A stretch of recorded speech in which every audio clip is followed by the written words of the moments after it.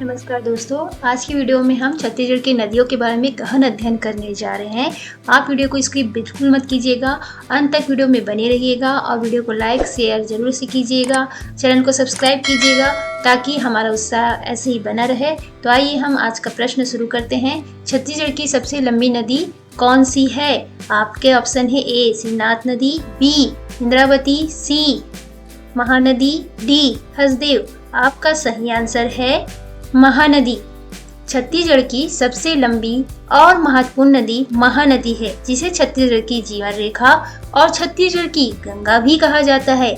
महत्व यह है महानदी का कि महानदी छत्तीसगढ़ की कृषि, अर्थव्यवस्था और संस्कृति में महत्वपूर्ण भूमिका निभाती है। सिंचाई, जल विद्युत उत्पादन और परिवहन के लिए यह एक महत्वपूर्ण स्रोत है। नेक्स्ट प्रश्न, महानदी का उद्गम स्थल कहाँ है? आपके ऑप्शन है ए सीतामढ़ी, बी सिहावा पर्वत, सी शिवनाथ घाटी, डी सिरपुर। आपका सही आंसर है सिहावा पर्वत। महानदी का उद्गम छत्तीसगढ़ के धमतरी जिले में स्थित सिहावा पर्वत से होता है, जो लगभग 442 मीटर की ऊंचाई पर है। इंद्रावती नदी किस नदी की सहायक है? आपके ऑप्शन है ए महानदी, बी गोदावरी, सी नर्मदा, डी ताप्ती। आपका सही उत्तर है गोदावरी। इंद्रावती नदी गोदावरी नदी की प्रमुख सहायक नदी है। इसे मध्य भारत की एक बड़ी नदी माना जाता है। इंद्रावती नदी खासकर छत्तीसगढ़ के बस्तर क्षेत्र के लिए, जहां से इसे बस्तर की जीवन रेखा भी कहा जाता है। नेक्स्ट प्रश्न है, हसदेव नदी का उद्गम कहाँ होता है? आपके ऑप्शन है ए मेक्कल पर्वत, बी देवगढ़ पहाड़ी, सी अमरकंटक, डी बारनवा पार। आपका सही आंसर है देवगढ़ पहाड़ी। हसदेव नदी, जो महानदी की एक प्रमुख सहायक नदी है, कोरिया जिले में कैमूर पर्वत श्रृंखला का एक हिस्सा देवगढ़ की पहाड़ियों से निकलती है। विशेष रूप से इसका उद्गम सोनहत तहसील के अंतर्गत आने वाले ग्राम मिंडा कला के पास से माना जाता है। नेक्स्ट प्रश्न है, सबरी नदी छत्तीसगढ़ के किस जिले से होकर बहती है? आपके ऑप्शन है ए रायपुर, बी बस्तर, सी दुर्ग, डी जसपुर। आपका सही उत्तर है बस्तर। सबरी नदी, जिसे कोलाब नदी भी कहते हैं, पूर्वी भारत की एक जीवनदायिनी नदी है, जो उड़ीसा और छत्तीसगढ़ के कई आदिवासी क्षेत्रों से होकर गुजरती है और अंततः गोदावरी नदी में विलीन हो जाती है। नेक्स्ट प्रश्न, शिवनाथ नदी किस नदी की सहायक है? आपके ऑप्शन है ए नर्मदा, बी ताप्ती, सी गोदावरी, डी महानदी। आपका सही उत्तर है महानदी। शिवनाथ नदी छत्तीसगढ़ की एक बहुत ही महत्वपूर्ण नदी है, जिसे महानदी की सबसे लंबी सहायक नदी कहा जाता है। शिवनाथ नदी को छत्तीसगढ़ की दूसरी सबसे लंबी नदी भी कही जाती है। प्रश्न है, खारून नदी का प्रवाह मुख्यतः किस शहर से होकर होता है? आपके ऑप्शन है ए बिलासपुर, बी दुर्ग, सी राजनांदगांव, डी रायपुर। आपका सही उत्तर है रायपुर। रायपुर की जीवन रेखा नदी खारून नदी कहलाती है। यह नदी रायपुर शहर की अधिकांश आबादी के लिए जल और जीवन का प्रमुख स्रोत है। शहर की पेयजल आपूर्ति में इसका महत्वपूर्ण योगदान है। नेक्स्ट प्रश्न है, अरपा नदी किस जिले से संबंधित है? आपके ऑप्शन है ए धमतरी, बी बिलासपुर, सी रायपुर, डी कांकेर। आपका सही उत्तर है बिलासपुर। अरपा नदी छत्तीसगढ़ की एक महत्वपूर्ण नदी है, जिसे बिलासपुर जिले की जीवन रेखा के रूप में भी जाना जाता है। यह महानदी अपवाह तंत्र का हिस्सा होती है और शिवनाथ नदी की एक प्रमुख सहायक नदी है। उद्गम स्थल से यह दक्षिण पश्चिम दिशा में बहती है और मुख्य रूप से गौरेला, पेंड्रा, मारवाही और बिलासपुर जिलों से होकर गुजरती है। अरपा नदी लगभग 147 किलोमीटर की दूरी तय करती है। आपका प्रश्न है, मांड नदी का उद्गम कहाँ है? ऑप्शन है ए सरगुजा, बी बस्तर, सी बलरामपुर, डी कोरबा। आपका सही उत्तर है सरगुजा। यह नदी पूर्व से पश्चिम दिशा की ओर बहती है और रायगढ़ जिले से निकलकर जांजगीर चांपा जिले में प्रवेश करती है। यह लगभग 155 किलोमीटर की दूरी तय करती है। आइए अगले प्रश्न की ओर आगे बढ़ते हैं और मैं चाहूंगी कि आप जरूर से वीडियो को लाइक कीजिए ताकि हम जो इतनी मेहनत से आपके लिए यह वीडियो तैयार कर रहे हैं, आप किसी भी कॉम्पिटिटिव एग्जाम की तैयारी कर रहे हैं, ये आपके लिए निश्चय ही कारगर साबित होगी। प्रश्न है, महानदी पर निर्मित प्रमुख बांध कौन सा है? ऑप्शन है ए हीराकुंड बांध, बी गंगरेल बांध, सी मनकू द्वीप, डी दुधावा बांध। आपका सही आंसर है हीराकुंड बांध। हीराकुंड बांध में 2 जल विद्युतीय गृह है जिनकी कुल क्षमता लगभग 347.5 मेगावाट है। इससे उत्पन्न बिजली का उपयोग उड़ीसा, बिहार और झारखंड के विभिन्न कारखानों और औद्योगिक इकाइयों में किया जाता है। नेक्स्ट प्रश्न में आगे बढ़ते हैं। सबरी नदी को अन्य किस नाम से जाना जाता है? ऑप्शन है आपके ए परली, बी पेनगंगा, सी कांडूल, डी कोलाब।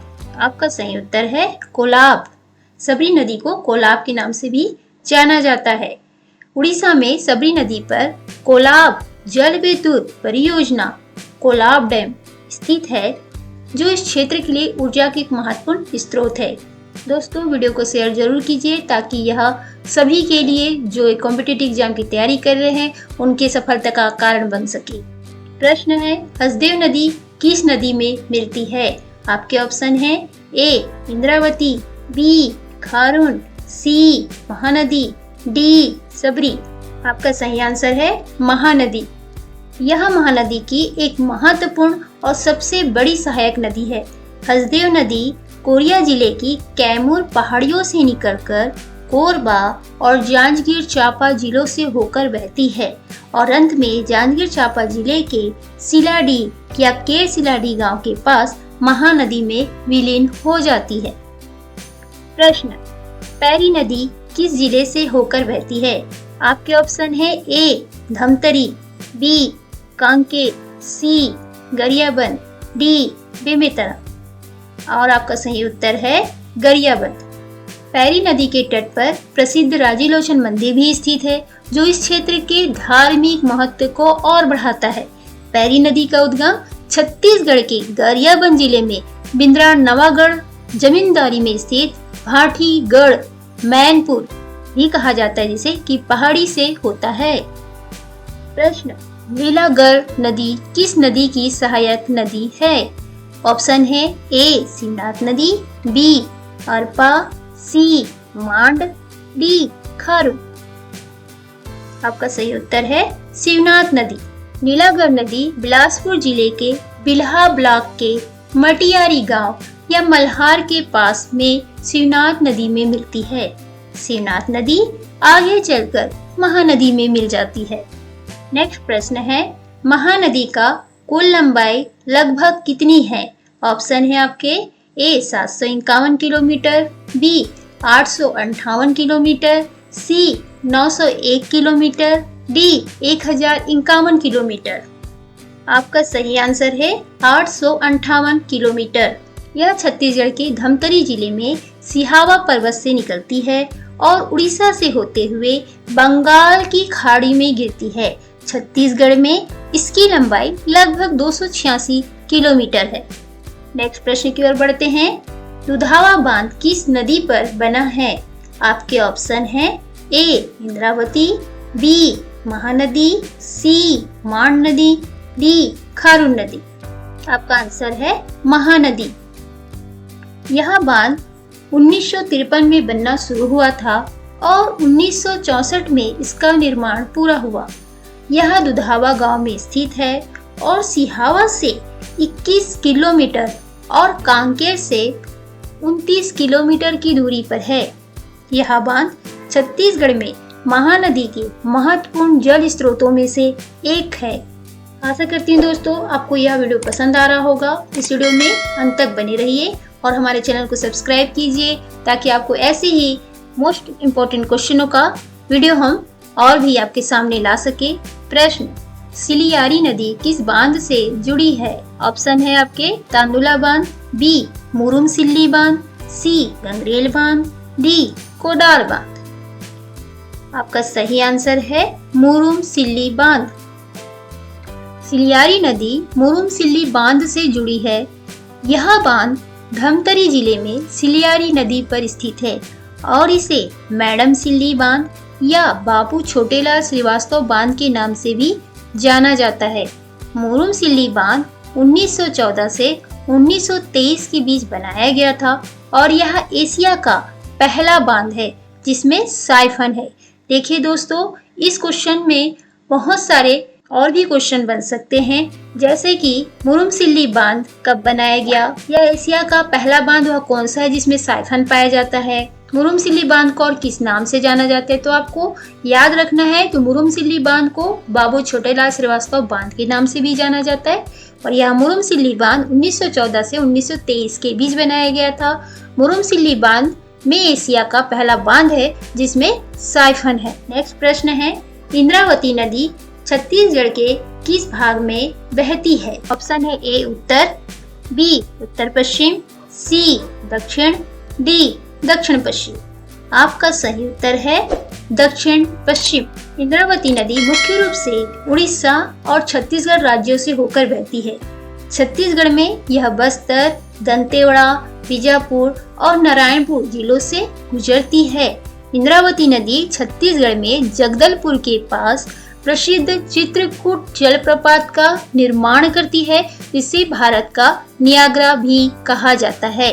यदि आपको एग्जाम में प्रश्न पूछा जाता है कि भारत का नियाग्रा किसे कहा जाता है, तो आपका आंसर है चित्रकूट जलप्रपात। और ये चित्रकूट जलप्रपात कहाँ पर है? इंद्रावती नदी में छत्तीसगढ़ में है। नेक्स्ट प्रश्न है, महानदी छत्तीसगढ़ के किन जिलों से होकर बहती है? आपके ऑप्शन है ए धमतरी, बी महासमुंद, सी रायगढ़, डी बस्तर। आपका सही आंसर है बस्तर। यह नदी छत्तीसगढ़ के कई महत्वपूर्ण जिलों जैसे धमतरी, महासमुंद, रायपुर, बालोदाबाजार, जांजगीर चांपा और रायगढ़ से होकर बहती है। नेक्स्ट प्रश्न है, कांकेर की जीवन रेखा नदी कौन सी है? आपके ऑप्शन है ए हपसिली, बी मांड, सी बांग, डी दुधावा। आपका सही आंसर है दुधावा। दुधावा नदी या जिसे दूध नदी भी कहा जाता है, इसे अक्सर कांकेर की जीवन रेखा कहा जाता है। इसका उद्गम मलाज कुंडम जलप्रपात से होता है। यदि आपको एग्जाम में प्रश्न पूछा जाता है कि दुधावा नदी कहां से उद्गम होती है, तो इसका आंसर है मलाज कुंडम जलप्रपात से दुधावा नदी का उद्गम होता है। थैंक यू आप सभी को कि आपने वीडियो के अंतिम तक अपना उपस्थिति हमें दिया और मैं आशा करती हूँ कि वीडियो आपको बहुत पसंद आया होगा और आप चैनल को जरूर से सब्सक्राइब कीजिए, वीडियो को लाइक और शेयर कीजिए दबा करके, ताकि हम और भी आपकी हेल्प के लिए ऐसे ही मनोरंजक और मोस्ट इम्पोर्टेंट क्वेश्चनों के साथ आपके साथ फिर से जुड़ सके। Bye bye.